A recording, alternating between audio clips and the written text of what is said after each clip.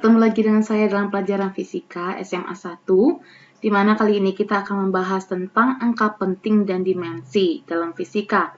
Oke, sebelum saya memulai pembelajaran kita, jangan lupa untuk subscribe, like, dan share video ini agar lebih banyak lagi teman-teman kamu yang paham tentang angka penting dan dimensi di kelas 1 SMA ini.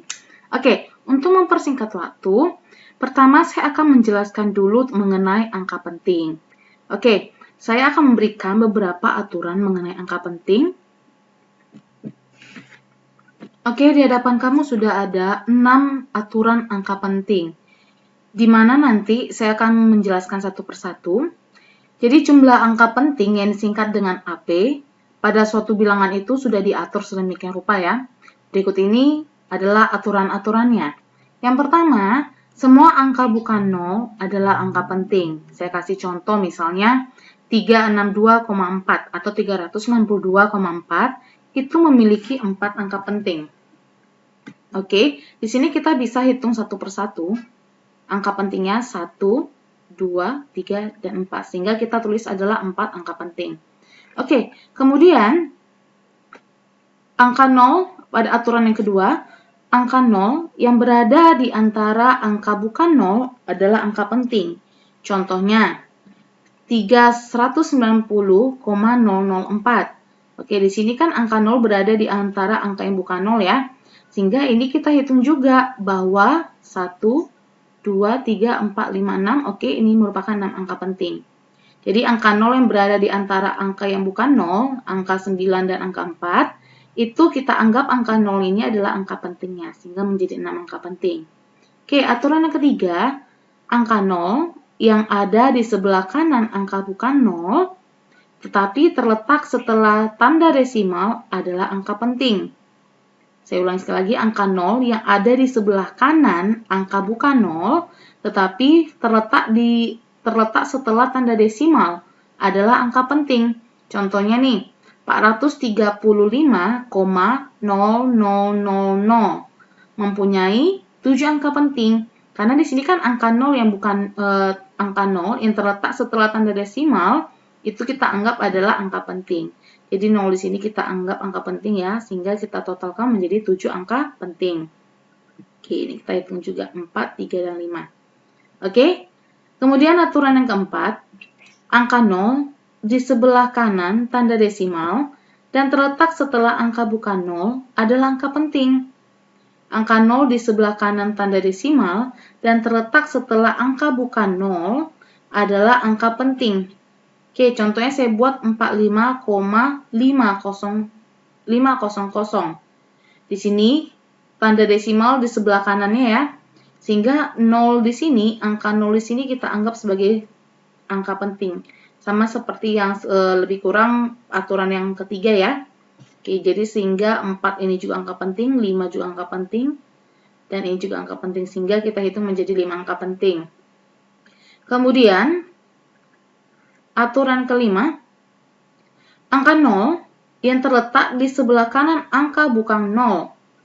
Yang terakhir, saya ulangi, angka 0 yang terletak di sebelah kanan angka bukan 0 yang terakhir, tanpa tanda desimal adalah angka tidak penting. Oke, di sini garis bawahi tidak penting. Contohnya itu, katanya sini tanpa tanda desimal ya, tanpa tanda desimal. Oke, saya buat adalah 65,000. Oke, di sini tidak ada desimalnya. Sehingga di sini 0 yang ada di sini tidak dianggap angka penting. Oke, tuh saya buat ini tidak dianggap angka penting. Sehingga angka penting itu hanya ada angka 6 dan 5. Menjadi 2 angka penting. Oke, kemudian peraturan yang ke-6, angka 0 yang terletak di sebelah kiri angka bukan 0, sebelah kiri ya. Angka 0 yang terletak di sebelah kiri angka bukan 0 yang pertama adalah angka tidak penting. Contohnya, nah ini terletak di angka yang terletak angka sebelah kiri ya. Ini kan 6 dan 3 merupakan angka. Kemudian angka 0 yang terletak di sebelah kirinya itu kita anggap angka yang bukan penting ataupun tidak angka penting. Sehingga yang ini kita coret.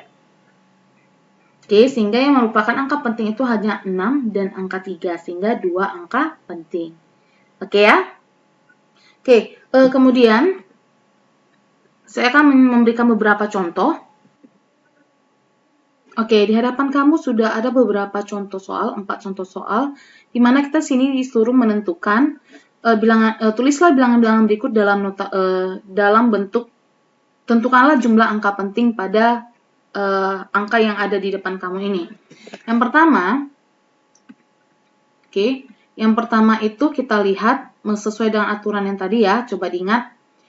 Yang pertama ini jika kita tentukan angka pentingnya ada berapa? Berarti di sini angka penting yang kita hitung adalah 1, 2, 3, 4, 5. Oke, ingat tadi di aturan bahwa angka 0 yang di antara angka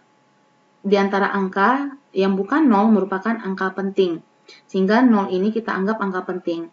Jadi kita hitung 1, 2, 3, 4, 5. Berarti sini kita buat 5 angka penting. Kemudian yang kedua, 1, 2, 3, 4. Di sini saya buat adalah 4 angka penting. Mengapa?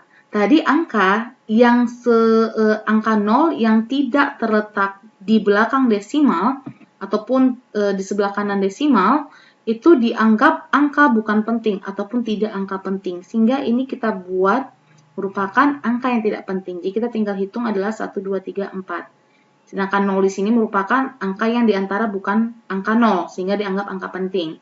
Oke, kemudian yang ini memiliki 1, 2, 3, 4. 4 angka penting juga. Mengapa? Karena angka yang 0 di sebelah kiri angka yang bukan 0 itu merupakan angka bukan penting ataupun tidak angka penting. Terletak di sebelah kiri yang angka bukan 0. Oke, jadi 0 yang ketiga 0 ini kita anggap angka tidak penting. Oke, kemudian yang terakhir, begitu juga dengan contoh soal seperti nomor 3. Yang ini kita anggap tidak angka penting, sehingga hasilnya hanya 2 angka penting. Oke, gampang ya? Oke, selanjutnya kita akan masuk ke dalam penjumlahan ataupun pengurangan dari angka penting, dan juga perkalian dan pembagian angka penting. Sebelum kita membahas tentang penjumlahan dan pengurangan ataupun perkalian dan pembagian pada angka penting, kita harus paham dulu mengenai pembulatan angka di dalam fisika. Dan aturannya tidak seperti pembulatan di kehidupan sehari-hari ya. Jadi berikut ini adalah aturan pembulatan angka penting. Jadi yang pertama, angka yang lebih dari 5 itu dibulatkan ke atas. Dan angka yang kurang dari 5 itu dibulatkan ke bawah. Contohnya, 356,47 ini akan kita bulatkan menjadi 356,5 ya. Oke, yang ini di angka kita bulatkan ke atas. Sedangkan 356,43 ini akan kita bulatkan menjadi 356,4. Kita bulatkan ke bawah. Kemudian contoh lain, 12.370 ini dibulatkan menjadi 12.400. Oke, sedangkan 12.310 ini kita bulatkan menjadi 12.300. Berarti kita ini bulatkan ke atas, sedangkan yang ini bulatkan ke bawah dengan mendekati angka ratusannya. Apabila angkanya tepat 5, maka dilihat terlebih dahulu angka sebelumnya. Jika angka sebelumnya itu ganjil, maka dibulatkan ke atas. Namun jika angka sebelumnya genap, maka dibulatkan ke bawah. Contohnya 76,75 dibulatkan menjadi 76,8 karena di sini kita lihat 7 ini ganjil ya, sehingga 5 ini kita bisa bulatkan ke atas menjadi 76,8. Sedangkan nanti kalau di depannya ini adalah genap seperti 76,65 dibulatkan menjadi 76,6 karena di depannya ini adalah genap sehingga kita bulatkannya ke bawah ataupun sehingga menjadi 76,6. Contoh lainnya, 45.350 dibulatkan menjadi 45.400 karena di depannya ini adalah angka ganjil. Sedangkan 45.250 dibulatkan menjadi 45.200. Oke ya, ini mengenai pembulatannya. Oke, sekarang kita akan masuk ke penjumlahan, pengurangan, perkalian dan pembagian pada angka penting. Oke, di hadapan kamu sudah ada 2 contoh soal mengenai penjumlahan dan pengurangan pada angka penting.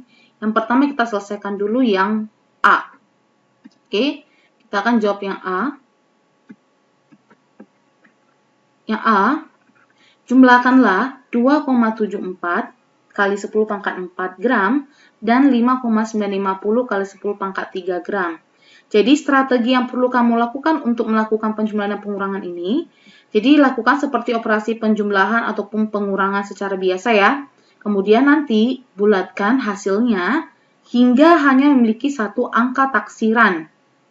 Saya ulangi sekali lagi, kamu bisa melakukan operasi penjumlahan dan pengurangan secara biasa yang ke bawah.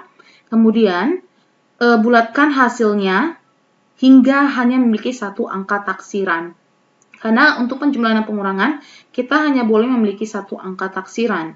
Contohnya, kita lakukan soal yang pertama. Di sini ada 2,74 kali 10 pangkat 4 gram. Oke, ditambahkan dengan 5,950 kali 10 pangkat 3 gram. Oke, untuk penjumlahan pangkat harus sama dulu ya. Sehingga kita buat menjadi ke pangkat 3 saja. 27,4 kali 10 pangkat 3 gram. Oke, yang ini juga berarti tinggal kita tulis saja. Berarti sini 5,950 kali 10 pangkat 3 gram. Oke, di sini kita tulis angka taksirannya itu adalah angka 4. Sehingga kita buat 4 itu adalah angka taksiran. Oke. Pada yang kedua, yang merupakan angka taksiran itu adalah 0. 0 itu adalah angka taksirannya. Oke, sehingga kalau kita totalkan seperti penjumlahan biasa, kita tambahkan, berarti di sini menjadi 0, 5, 3,33 ya, kali 10 pangkat 3 gram. Oke, jadi ini hasil penjumlahan biasa. Tadi kan kita diminta hanya memiliki satu angka taksiran saja. Jadi nanti ini kita bulatkan menjadi 33,4 kali 10 pangkat 3 gram. Jadi karena hanya boleh mengandung satu angka taksiran saja, sehingga kita buat notasi ilmiahnya menjadi ini ya, ini satu angka taksirannya ya. Nah, jadi kalau kita buat ke dalam bentuk ini satu angka taksiran.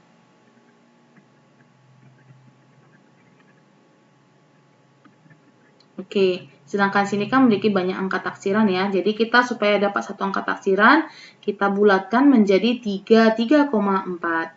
Terus kalau kita tulis dalam bentuk notasi ilmiah, ini kita buat menjadi 3,34 kali 10 pangkat 4 gram. Oke, bisa ya? Oke, kita selesaikan MB. Kurangi 468,39 meter dengan 412 meter. Oke. Kita lihat. Oke, kemudian kita kurangkan menjadi sebelumnya kita harus buat dulu. Di sini yang merupakan angka taksiran itu adalah 9 ya. 9 itu adalah angka taksiran. Oke. Kemudian di 412 ini merupakan 2 adalah angka taksirannya. Nah, sehingga jika kita totalkan secara biasa ataupun kita kurangkan secara biasa, ini kita bisa buat menjadi 3,65 ya. 56,39. Nah, di sini meter jangan lupa ya. Nah, di sini ini kita bisa buat menjadi 56. Karena mengapa? Karena mengapa di sini ada dua angka taksiran yang kita dapati. Angka 6 dan angka 9. Sehingga karena kita disuruh hanya memiliki satu angka taksiran, hanya boleh mengandung satu angka taksiran, sehingga kita buat menjadi 56 saja. 56 meter. Oke, jadi kita hanya boleh memiliki satu angka taksiran pada penjumlahan dan pengurangan. Saya. Oke, kita lanjut ke soal yang perkalian dan pembagian. Oke, catatan sama kamu untuk perkalian dan pembagian pada angka penting.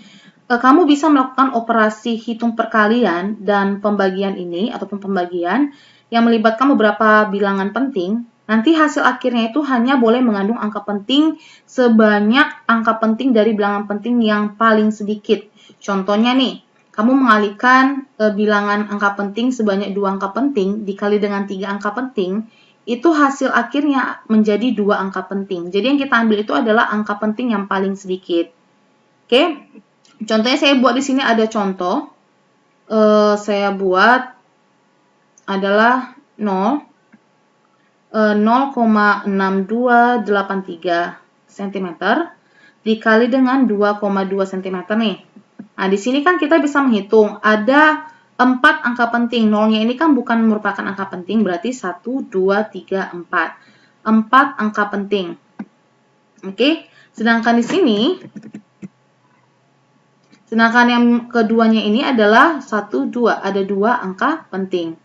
Nah, sehingga ketika kita kalikan seperti biasa, perkalian ke bawah ya, ini kan menghasilkan nilainya menjadi 1,38226 cm pangkat 2 ya. Nah, sehingga ini harus kita ubah menjadi 2 angka penting saja, karena di peraturannya kita akan mengambil angka penting yang paling sedikit. Jadi kita akan pakai 2 angka penting, sehingga ini harus kita ubah menjadi 2 angka penting menjadi 1,4 melalui pembulatan. Jadi 1, 2 ini sudah menjadi 2 angka penting. Seperti itu ya. Oke, misalnya kalau di pembagian saya berikan ataupun contoh berikutnya lagi nih.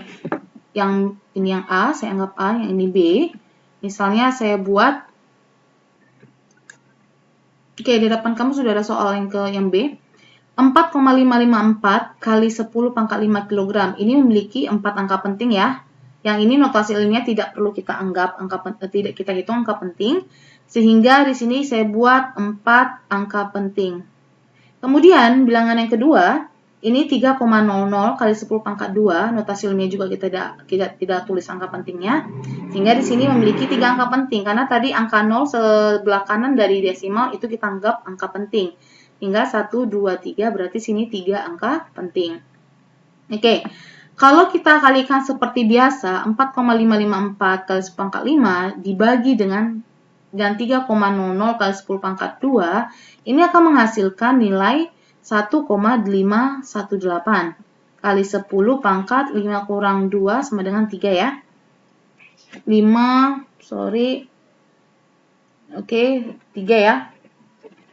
Sini menjadi hasilnya adalah kilogram per meter pangkat 3.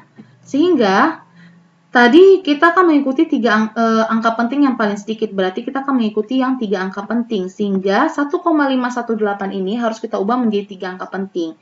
Sehingga kita bulatkan menjadi 1,52. Coba kita lihat, 1,52 sudah memiliki 3 angka penting ya, kali 10 pangkat 3. Oke, seperti ini ya.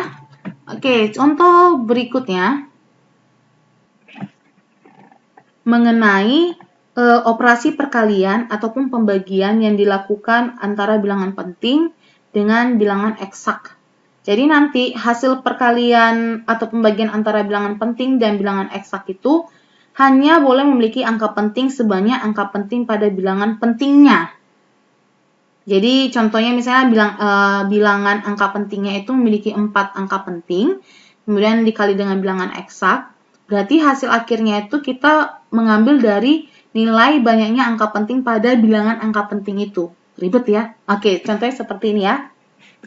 Misalnya ada sebuah tinggi satu batu bata adalah saya buat 8,95 cm nih. Tinggi batu bata, satu batu bata. Kemudian tinggi 25 tumpukan batu bata itu berapa? Berarti kan di sini kita kalikan dengan 25 ya. Nah, jadi ini adalah angka penting, ada 3 angka penting di sini. Kemudian ini adalah bilangan eksaknya, angka eksak. Oke, saya sebut dengan angka eksak. Jadi 8,95 dikali dengan 25 ini kan menghasilkan 223,75 cm. Nah, di sini kita disuruh hanya boleh 3 angka penting, sebanyak angka pentingnya, bilangan angka pentingnya. Jadi kita ambil 3 angka penting dari 223,75 cm ini menjadi 224 cm. 1, 2, 3. Berarti sudah ada 3 angka penting.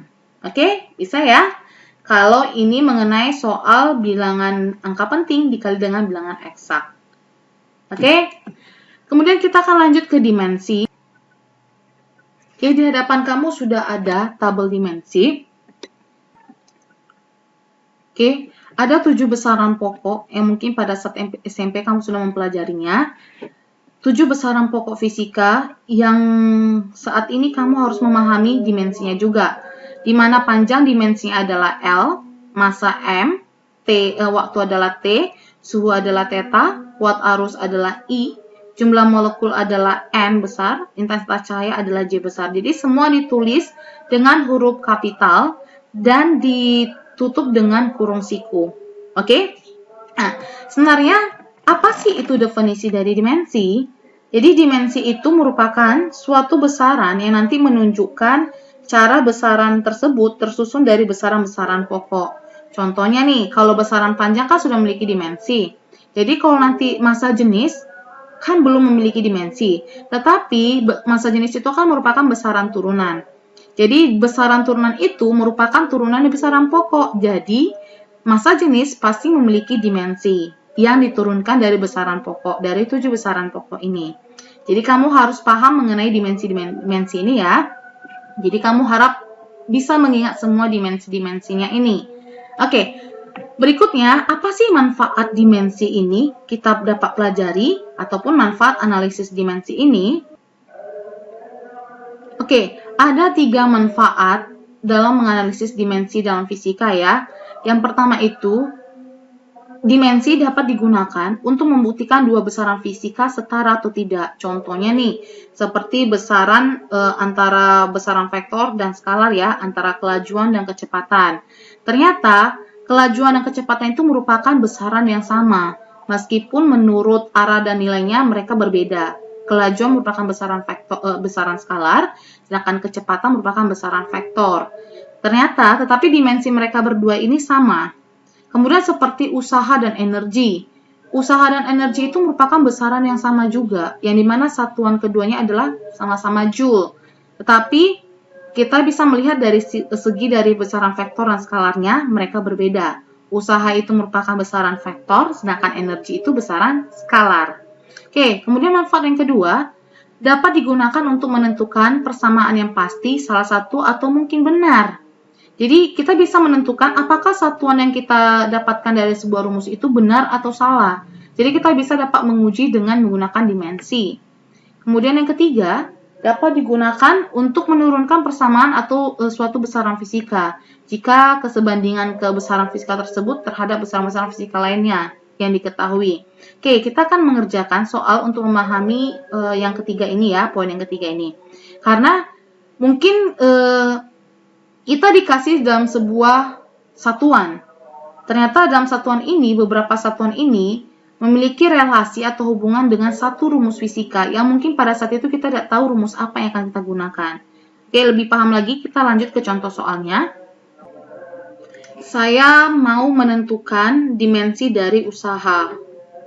Dimensi usaha. Oke, kita tahu usaha itu rumusnya adalah W sama dengan F dikali dengan S. Gaya dikali dengan jarak perpindahannya. Oke, di mana catatan F itu rumusnya kan massa dikali dengan percepatannya. Oke, sedangkan A itu rumusnya adalah kecepatan dikali dengan waktunya. Kecepatan per waktu. Oke, di mana V ini kita harus tahu juga rumusnya adalah jarak per waktu. Oke, jika saya turunkan dari sini, kita lihat apa dimensi dari usaha. F ini saya buat M dikali A, kemudian dikali S. Oke, bisa ya. Kemudian massa tetap ya. Karena massa ini sudah merupakan besaran pokok. Kita semua harus menghubungkan kepada besaran pokok. Sedangkan A ini adalah kan V dikali per V per T dikali dengan S lagi sini ya. Oke, V ini merupakan besaran turunan. S sudah merupakan besaran pokok ya, yang dimana besaran panjang. Sehingga tugas kita harus mengubah V ini menjadi besaran pokok. Dimana V ini kan bisa kita tulis dengan S per T ya. Oke, saya tulis dulu dengan baik. M, V ini saya ganti menjadi S per T lagi. Kali dengan S. Oke, sehingga M, S per T dikali dengan 1 per T dikali dengan S lagi. Sehingga ini menjadi M dikali dengan S kuadrat, S kali S per T kuadrat. Oke, jadi ini adalah masih bentuk simbol dari usaha. Sehingga kalau saya buat dimensinya, M ini adalah massa, yang dimana satuannya adalah kilogram. S ini adalah jarak, yang dimana satuannya adalah meter pangkat 2. Dan T ini adalah waktu, yang satuannya adalah sekon pangkat 2. Sehingga kita buat dimensinya menjadi kilogram itu kan dimensinya adalah L. M ini adalah kilogram ada sorry. Kilogram itu kan massa nih, berarti dia dimensinya adalah M besar. Oke. Kemudian untuk meter dimensinya adalah L besar pangkat 2. Oke, pangkat 2 ya. Kemudian ini adalah T. T pangkat 2, tapi saya lempar ke atas, saya letakkan ke atas, berarti dia menjadi T pangkat minus 2. Sehingga dimensi dari usaha adalah M, L pangkat 2, T pangkat minus 2. Bisa ya? Oke, contoh berikutnya. Oke, contoh yang kedua. Besaran fisika A bergantung pada besaran fisika B dan besaran fisika C. Menurut persamaan, kita dikasih sebuah persamaan A sama dengan akar dari B per C. Jika A memiliki satuan meter per sekon dan B memiliki satuan Newton per meter kuadrat, besaran fisika apakah C ini? Jadi kita disuruh menyatakan apa sih besaran fisika C ini? Apakah bisa jadi ini adalah panjang, atau massa jenis, atau tekanan, atau energi. Jadi kita disuruh mencari besaran fisika apa C ini. Nah, pertama, mari kita olah persamaannya ini dulu. A, saya ganti dulu warna saya. Warnanya, Nah, di sini A, itu kan sama dengan akar dari B per C. Hingga nanti besaran C terdapat di ruas kiri ya. C nanti kita ubah ke ruas kiri. Dan besaran-besaran lainnya nanti kita buat di ruas kanan. Jadi untuk itu kita kuadratkan dulu kedua ruas. Kemudian nanti pindahkan B itu ke ruas kiri dan A nanti pindah ke ruas kanan. Sehingga nanti kita kuadratkan berarti A kuadrat sama dengan ini berarti akarnya hilang ya. Menjadi B per C. Saya pindahkan C-nya ke sini. Ruas kiri berarti B per A pangkat 2. Ini adalah persamaan yang pertama. Nah, kemudian substitusikan satuan A ini, satuan A, dan nanti satuan B juga ini ke dalam sini. Berarti C sama dengan B itu satuannya adalah Newton per meter pangkat 2 ya. Sedangkan A satuannya adalah meter per sekon pangkat 2. Nah, sehingga kalau kita buat menjadi Newton per meter pangkat 2 dikali dengan ini ya. Dikali dengan sekon kuadrat, lempar ke atas sekon kuadrat per meter pangkat 2. Saya. Nah, di sini jumpa kita Newton. Ingat catatan, 1 Newton itu setara dengan 1 kilogram meter per sekon pangkat 2. Nah, ini perlu kita ingat ya. 1 kilogram meter per sekon pangkat 2. Sehingga kita ganti Newton di sini menjadi kilogram meter per sekon pangkat 2. Ataupun saya buat menjadi sekon pangkat minus 2 boleh ya. Per meter pangkat 2 dikali dengan sekon pangkat 2 per meter pangkat 2. Ini bisa kita matikan satu-satu. Tinggal 1. Saya buat 1. Kemudian ini sama ini dikalikan kan berarti menjadi pangkat 0 ya. Sehingga hasilnya bisa kita buat menjadi kilogram kali dengan kilogram per meter pangkat 1 dan meter pangkat 2 berarti meter pangkat 3. Oke, kita tahu bahwa kilogram per meter pangkat 3 ini merupakan satuan dari massa jenis.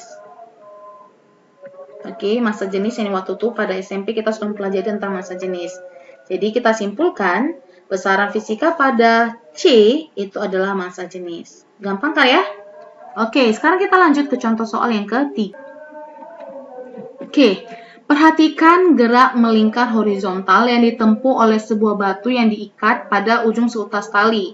Kita anggap bahwa gaya tegangan F dalam tali memiliki kesebandingan dengan besaran-besaran massa batu yang kita buat M, kelajuan batu V, dan jari-jari lintasan itu R. Tentukan persamaan gaya tegangan dalam tali. Oke, tentukan persamaan gaya tegangan dalam tali yang nanti kita suruh mencari adalah F-nya. Oke, nah di sini strategi yang perlu kita lakukan yang pertama, kita dapat menulis persamaan gaya tegangan dalam tali ini menjadi, kita tulis dulu F, oke, gaya F ya, K kali M pangkat X, kemudian ada V ini ya, massa, kemudian adalah batu, kemudian adalah R ya, kita tulis ini K, biarkan saja dulu, kita anggap aja konstanta, karena di dalam dimensi, konstanta itu kan tidak memiliki dimensi, jadi tidak masalah. M pangkat X, V pangkat Y, kita buat Y, kita alfabet, kemudian R ini pangkat Z. Oke, ini persamaan pertama dulu kita buat. Sehingga dengan X, Y, dan Z ini adalah pangkat yang tidak diketahui. Dan K diketahui adalah tetapan tanpa dimensi. Selanjutnya dengan menggunakan prinsip dimensi, kita buat ruas kiri sama dengan ruas kanan ya. Kita dapat menghitung nilai-nilai nanti X, Y, dan Z-nya. Sehingga nanti akhirnya kita bisa menemukan persamaan untuk gaya tegangan dalam tali ini. Nah, jadi kita kerjakan. Dimensi gaya F itu kan kita tahu dulu. Dimensi F itu adalah M, L, T pangkat negatif 2. Oke? Dimana untuk M ini adalah menyatakan adalah massa ya. Ini adalah untuk M. Sedangkan L ini adalah untuk, ini adalah untuk R. Sedangkan T ini adalah untuk, saya ulangi. Oke, saya hapus dulu. Ini saya perbaiki. Oke, dimana nanti M ini dimensi M, ini adalah untuk massa. Kemudian nanti sedangkan kelajuan, ini ya, kelajuan di sini, ini nanti dimensinya adalah L, T pangkat negatif 1. Ini adalah untuk yang V. Kemudian nanti kalau untuk yang R di sini, itu adalah jari-jari, berarti nanti dia dimensinya adalah L ya. Oke, ini nanti pasangan-pasangannya. Sehingga, oke, kita tulis lagi F sama dengan K, M, X. Oke, jangan lupa kurung sikunya. Kemudian ini adalah V pangkat Y dan R pangkat Z. Oke, saya tulis dimensi dari gaya yang sudah diketahui. Oke, kamu jangan lupa ya dimensinya ya, harus tetap selalu ingat. Oke, saya tulis L, T pangkat negatif 2. Di sini berarti saya tulis ini adalah K-nya, kita tidak usah tulis karena dia tidak berdimensi. Saya hanya nulis yang berdimensi saja. M pangkat X. Kemudian V ini kan ini adalah L, T pangkat negatif 1 ya. Negatif 1 untuk Y. Saya buat sini untuk Y, saya tutup kurung dulu. Karena ini adalah untuk Y semua. Kemudian untuk yang R, di sini saya buat L untuk yang Z. Oke? Saya. Nah, kemudian di sini kita bisa mencocokkan jika, atau saya sederhanakan dulu ini ya, berarti ini M, L, T pangkat negatif 2, di sini M, X, di sini saya kalikan ke dalam, berarti sini ada L, pangkat Y, dan juga nanti ada T. Oke, karena sini ada L, saya buat, berarti L-nya sini ada Y ditambah Z ya. Oke, bisa ya, karena sini L pangkat Y dan Z pangkat ini. Kemudian sini ada juga dengan T pangkat negatif Y. Oke, sehingga kita bisa samakan M dengan M, L dengan L, T dengan T. Berarti M, di sini kan pangkat M, X ya. Berarti kita simpulkan X-nya adalah pangkat 1, karena di sini sama. Oke, kemudian yang kedua, di sini ada L. L di sini adalah pangkat 1, sedangkan di sini adalah L pangkat Y tambah Z. Oke? Nah, tetapi kita belum bisa mencariin dulu karena kita belum tahu kedua pangkat ini. Berarti saya lompat dulu ke Z. Oke, ke Z itu adalah berarti T pangkat negatif 2. Ini mana setara dengan T pangkat negatif Y. Sehingga di sini kita tulis berarti bahwa Y itu adalah 2. Nah, Y kita sudah dapat 2, berarti kita bisa masukkan ke sini. Berarti sini Y-nya adalah 2. Berarti Z-nya sama dengan, ini 1 ya. Boleh kita tulis berarti 1 sama dengan 2 ditambah dengan Z. Sehingga Z sama dengan minus 1 ya. Oke. Sehingga bisa kita tulis ke dalam bentuk dimensinya.